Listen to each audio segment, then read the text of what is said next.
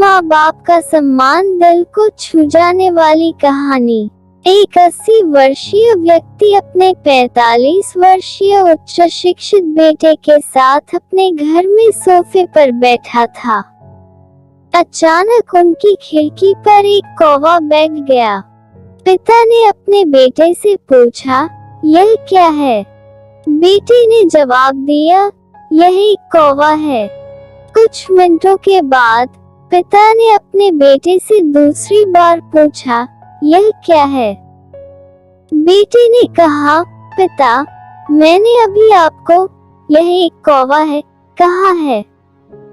थोड़ी देर बाद बूढ़े पिता ने फिर से अपने बेटे से तीसरी बार पूछा, यह क्या है? इस समय बेटे के स्वर में कुछ जलन महसूस हुई।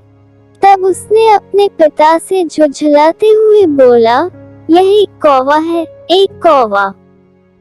थोड़ी देर बाद पिता ने फिर से अपने बेटे से चौथी बार पूछा, यह क्या है? इस बार बेटा अपने पिता पर चिल्लाया, आप मुझसे बार बार एक ही सवाल क्यों पूछते रहते हैं?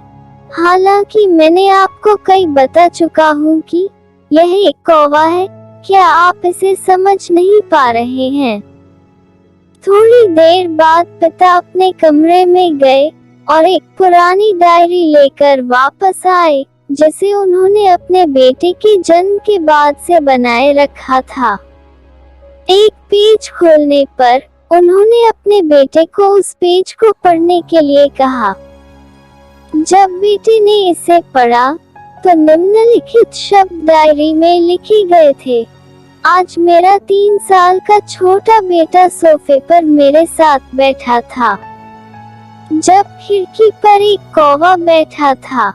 मेरे बेटे ने मुझसे 23 बार पूछा कि यह क्या है, और मैंने उसे 23 बार जवाब दिया कि यह एक कौवा था।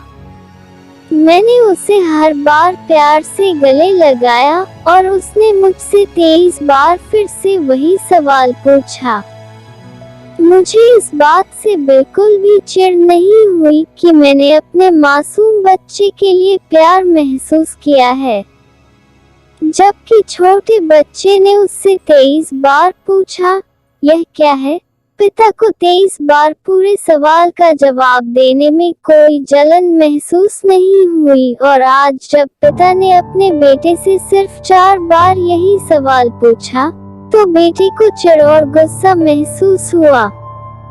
इसे पक्का उस बेटे को अपने किए गए व्यवहार का पता चल गया था, जिससे चलते अब वह मन ही बहुत शर्मिंदा हो रहा था। शायद उसे अब किए गए अपने बूढ़े पिता के प्रति व्यवहार पता चल गया था। इसलिए यदि आपके माता पिता जब बुढ़ापे में होते हैं, उन्हें न तो पीछे छोड़ें और न ही उन्हें एक बोझ के रूप में देखें, बल्कि उनके साथ एक दयालु शब्द बोले, शांत, आज्ञाकारी, विनम्र और उनके प्रति दयालु बने।